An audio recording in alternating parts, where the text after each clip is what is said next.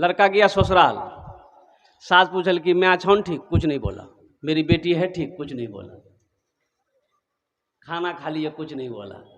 तो उसकी सास समझी कि शायद दामाद बौका छी, ये लड़का बौका छी। एगो समधीनक फोन करके कि समधीन इकर बेटा बौका छी की? बोले नहीं, हमार बेटा तो फरवर छी। बोली कहाँ कुछ बोली?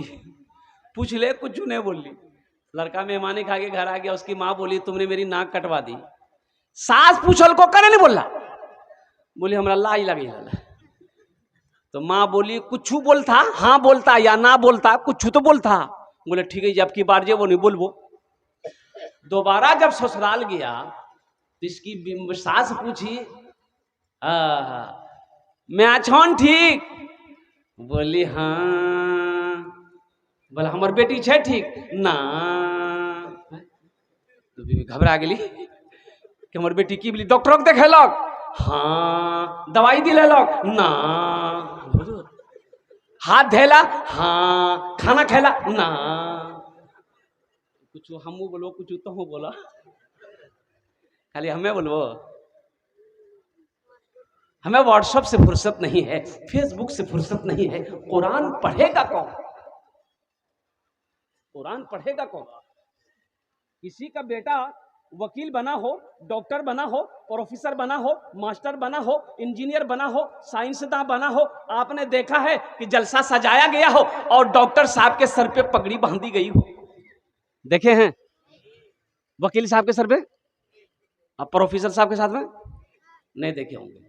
लेकिन एक हाफिज कुरान के सर पे पगड़ी बांध दी जाती है, एक आलिम दिन के सर पे पगड़ी बांध दी जाती है। आखिर इसकी वजह क्या है? तो पता ये चला कि एक ठेला चलाने वाले का बच्चा, एक ठेला चलाने वाले की बेटी हजरत कारी हसन साहब के मदरसे में पढ़ती है। एक बच्चा मदरसे में पढ़ता है, बाबू उसका डगरवा चौक पे ठेला चलाता है।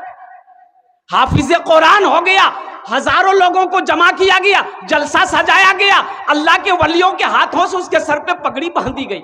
इसकी वजह क्या है? तो पता ये चला कुरान ये पैगाम देता है, कुरान का ये मैसेज है कि लोगों सुनो, जो मुझसे मोहब्बत करता है, जो मुझे सीने में उतार लेता है, जो मुझे तिलावत करता है, हम उसको जमीन से उठाकर आसमान की बुलंदी पे पहुंचा देते हैं।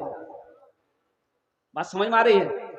सहरा में, जंगलों में, बयाबान में पढ़ो, सहरा में, जंगलों में, बयाबान में पढ़ो। मीनार गिर पड़े हैं तो मैदान में पढ़ो, मीनार गिर पड़े हैं तो मैदान में पढ़ो।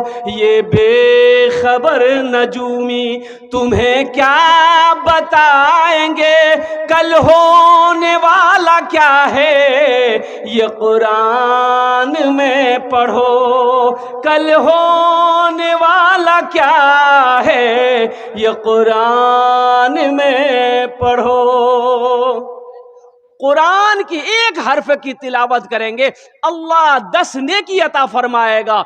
2 हर्फ की तिलावत करेंगे 20 नेकी, 3 हर्फ की तिलावत करेंगे 30 नेकी। अलिफ लाम मीम, ये 3 हर्फ हुए आपके नामा अमाल में। मेरा अल्लाह, मेरा रब 30 नेकी अता फरमाए। इंशाल्लाह पढ़ेंगे, अपने बच्चों को कुरान पढ़ाएंगे, अपनी बेटियों को कुरान पढ़ाएंगे। हम तो कहते कम से कम अपने बच्चे को मौना वली रहमतुल्लाह अलैह खान का मुगैर उड़ीसा में एक जलसे में थे, 4 साल 5 साल पहले की बात है। 50,000 का मजमा था।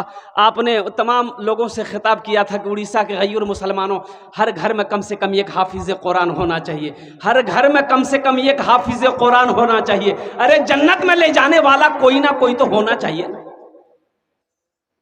जन्नत में ले जाने वाला कोई ना कोई तो होना चाहिए ना। कम से कम अपने बच्चे को कुरान पढ़ाओ, अल्लाह अकबर कबीरा, ताकि जब आप इंतकाल कर जाओ तो यही बच्चा कुरान पढ़कर दुआ तो कर दे कम से कम। तो दुआ कौन करेगा? फकीर, फकीर कहाँ जी अग्नि उगरा फुर्सते नहीं है। अब साइल है कहाँ? तो पहले मर जाता था लोग तो चारम करते थे, हे आज कौन दिन जियो, बोले 10वां जी रो, 20वां 40वां। लाया फकीर सबको पढ़ने के लिए कुरान। अब वो कुरान सही पढ़ रहा कि गलत पढ़ रहा, तोरा की मालूम, ते तो पढ़ लो चिके नहीं जा, बात सही गलत है। अरे ते पढ़ लो रहा बात तक नहीं पकड़वा हो।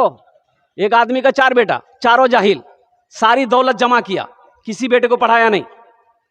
मौत का वक्त आया, ज़ारो कतार रोने लगा तो बेटे लोग जमा हो गए, बाबा कहने का नहीं जा, बोलिए बेटा हमें दौलत का मैलान, सब कुछ कर लान बेटा, लेकिन आखिरत के लिए हम कुछ नहीं कर पाए। बेटा कब्र के लिए कुछ नहीं कर पाए, ना नमाज पढ़ी, ना रोजा रखा, ना सदका ज़कात दिया, ना मदरसा बना पाए, ना मस्जिद बना पाए। बेटा सोने का ढेर सिर्फ मैंने बनाया, ना तुम लोगों को पढ़ाए। अफसोस इसलिए है कि कब्र में मेरा क्या होगा, अल्लाह के यहाँ क्या होगा, मैं क्या जवाब दूंगा। तो बेटों ने कहा कि बाबा कानो मत, हमरा से छीन। बोला तोरा से ये तक छा, वहां की है थी ठोकैया जो बनता। बोले बेटा बस एक वसीयत है, मेरी वसीयत को पूरी करोगे। बोले अब्बा बोलिए वसीयत क्या है। बोले बेटा हम जब मर जाए ना तो किसी कुरान पढ़ने वाले को लाकर, हाफिज कुरान को लाकर कुरान पढ़ाकर दुआ कर देना बेटा, शायद अल्लाह कुरान के सदक़े में, तिलावत के सदक़े में मेरे गुनाह को माफ कर दे।